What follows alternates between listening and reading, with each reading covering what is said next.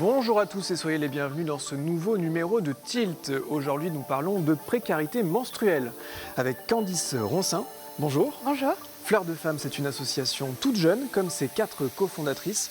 Merci d'être avec nous, Candice. Vous allez nous expliquer votre projet, comment vous vous organisez. Ça passe par des boîtes aujourd'hui et demain, pourquoi pas des distributeurs. Oui.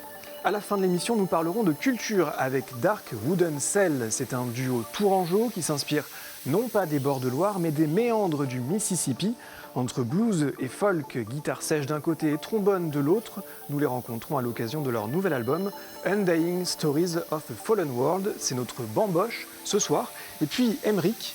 Bonsoir Samuel. Bonsoir Emeric. Toi, ça va et toi? Très bien. Ouais. Tu viens nous parler d'un artiste de légende, de son vivant déjà été une légende. On va essayer de rester avec le thème de Candice, un homme qui a beaucoup aimé les femmes et qui les a beaucoup peintes aussi. Un peintre portraitiste. Un peintre qui aime les femmes, un peintre impressionniste dont le nom était Renoir. C'est ça, Auguste Renoir. Donc c'est une étude de 1880 que tu viens nous présenter. Exactement. Comment elle s'appelle alors cette étude? Renoir, c'est un peintre impressionniste. Qu'est-ce que c'est les peintres impressionnistes? C'est une bande de jeunes peintres. Claude Monet, qui fait des paysages splendides. Renoir, lui, va aimer les personnages, va être vraiment le peintre des personnages. Ce sont des peintres qui rompent avec la peinture académique, lisse, léchée. Et sur l'étude que vous voyez à l'écran, il y a la signature de Renoir qui apparaît. Et la grande caractéristique de la peinture impressionniste, c'est qu'on sort à l'extérieur et qu'on voit tous les coups de pinceau. On ne cherche pas à cacher pour redonner l'illusion de la vérité. Ils disent, après tout, il y a la photographie si on veut l'illusion de la vérité. Non, le peintre impressionniste va nous donner quelque chose à sentir. Et ce que Renoir nous donne à sentir, à connaître, à aimer avec passion ici, eh bien, c'est une femme et son enfant qui apparaissent sur vos écrans. Dans un jardin. C'est le nom de l'étude, hein, Femme et enfant dans un jardin. Raconte-nous alors l'histoire, est-ce qu'on sait qui est peint dans ce tableau? Ça correspond à une période de la vie de Renoir. Il a entre 40 et 50 ans. Il a rencontré une nouvelle femme. Renoir a passé sa vie à rencontrer des femmes. Donc quand on a une femme peinte par Renoir, elle commence par être son modèle. D'ailleurs, cette femme a commencé par être son modèle pour le célèbre Déjeuner des canotiers, qui a dans tous les livres d'histoire. Et puis, il l'épouse. Ils ont 3 enfants ensemble. Le jardin que tu vois représenté ici, c'est le jardin d'Ossois, d'où elle était originaire. Et elle s'appelle Aline. Elle a un joli visage rond, des franges qui retombent sur le front, petites lèvres pincées, charnues.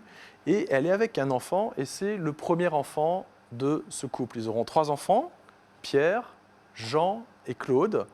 Pierre et Jean vont être des réalisateurs, cinéastes géniaux. Je ne sais pas si tu as vu La Grande Illusion. J'ai vu La Grande Illusion, La Règle du jeu. C'est des très très beaux films. C'est des très beaux films, et c'est une famille d'artistes, et ce qui fait aussi, c'est exceptionnel, mais on voit que c'est un tableau qui n'a pas l'air d'être abouti. C'est pas un tableau qui aboutit, pourquoi? Parce que c'est une étude, c'est une pochade. On est en plein été, dans ce jardin d'Ossois. Renoir goûte à la vie conjugale, familiale. Il est amoureux de sa femme, il aime ses enfants.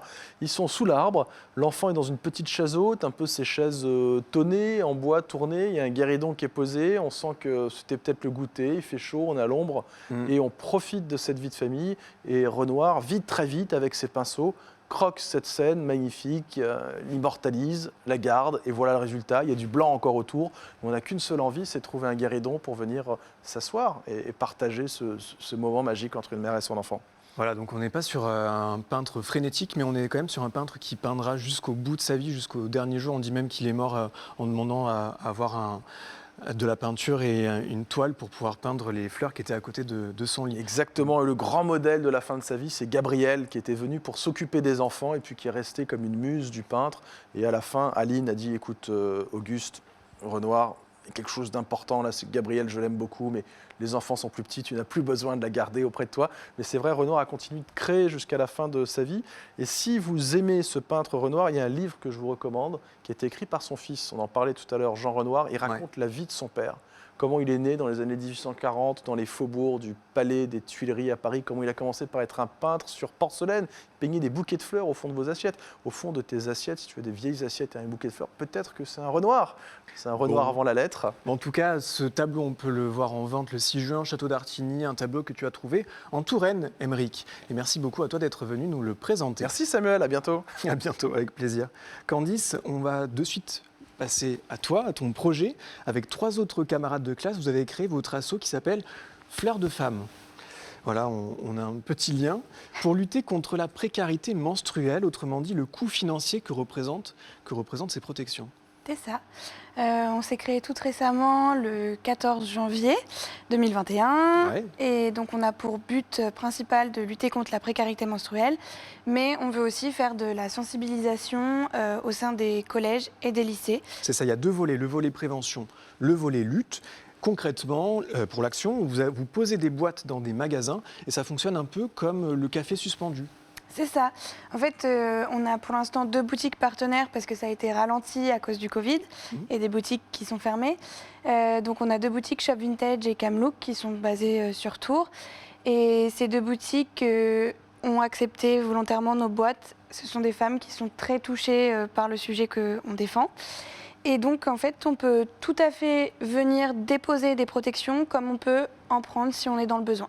Voilà, c'est vraiment les 2 aspects qui pour nous est essentiel. Et par la suite, on a pour projet d'installer des distributeurs, donc comme les distributeurs de nourriture qu'on voit dans les gares ou des choses comme ça, dans les lieux publics, avec justement des protections périodiques gratuites.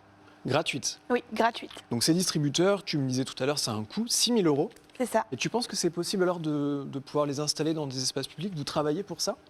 Alors oui, donc pour l'instant on est encore sur la récolte de fonds parce que voilà, 6 000 € c'est quand même un budget. Ouais. Ça ne va pas arriver comme ça, donc on est en train de contacter plusieurs entreprises déjà pour la collecte de protection périodique et aussi pour le financement de nos distributeurs.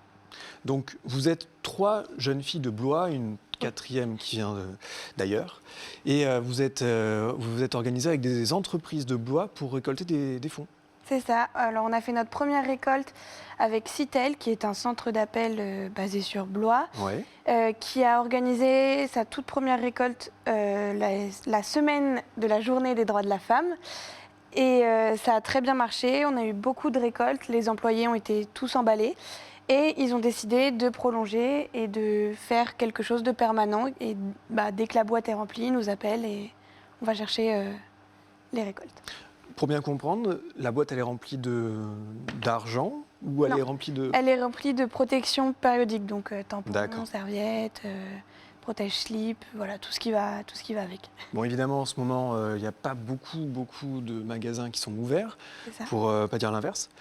Est-ce que quand ça va réouvrir, vous aimeriez encore taper aux portes et en mettre un peu partout des boîtes? C'est un peu l'idée? Ouais, c'est totalement l'idée parce qu'on voudrait vraiment s'élargir sur Tours.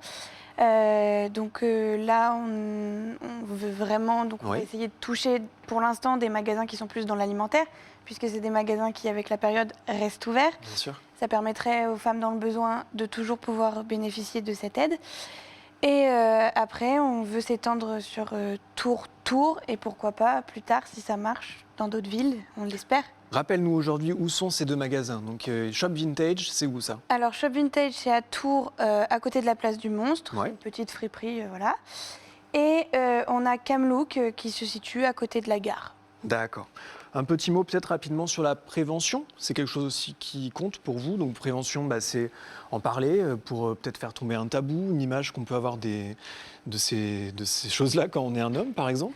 Ça passerait plutôt pour les jeunes, en tout cas pour les plus jeunes, dans les lycées. Voilà, donc on voudrait faire de la prévention au sein des collèges et lycées, mais ça serait pas uniquement sur la précarité menstruelle, ça serait vraiment sur les règles en général. Le fait que ça soit tabou et qu'il faut pas, parce que c'est naturel, il n'y a rien de plus naturel, c'est ce qui nous permet d'avoir des enfants, donc c'est plutôt beau.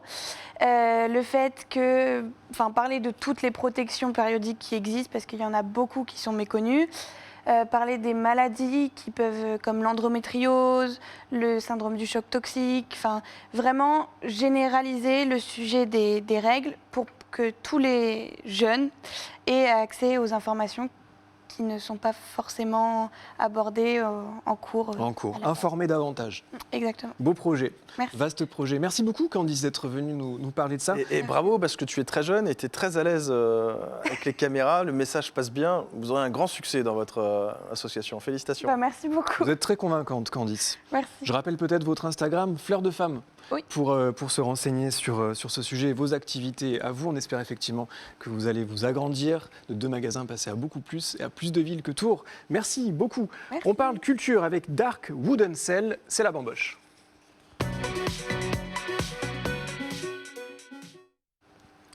Des morceaux baignés de mélancolie et de la langueur des chaudes soirées d'été, Mike et Bruno, le 2e album de ce duo tourangeau, sort dans quelques jours. Je vous propose de les écouter.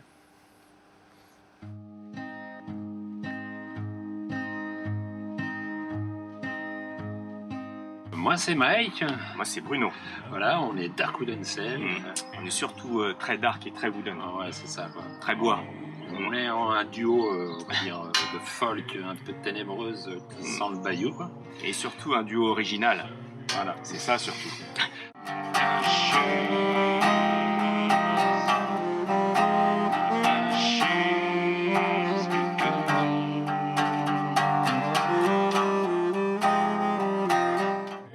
On a un nouvel album, il va paraître là à la fin du mois d'avril sur un tout nouveau label tourangeau, l'Octuple Lunaire. Et, ouais, et c'est surtout l'album de la maturité. C'est ça, ouais. C'est le deuxième, on en a déjà fait un tous les deux, donc là on peut. Ouais, Là, on dire que c'est atteint ça. la maturité. Donc voilà, vous pouvez le précommander sur notre Bandcamp, nous retrouver sur les réseaux sociaux. Et puis voilà, on espère pouvoir aller retourner sur les planches bientôt pour vous faire découvrir tout ça en direct. Et...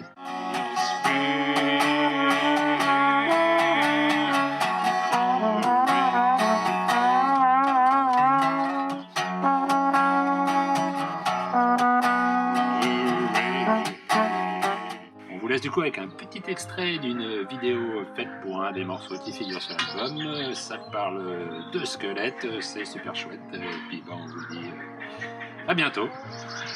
Et on se donne rendez-vous dans le Bayou pour notre tournée en Louisiane à partir de juin-juillet. Voilà, dès que le monde sera vacciné quoi. Allez, ciao.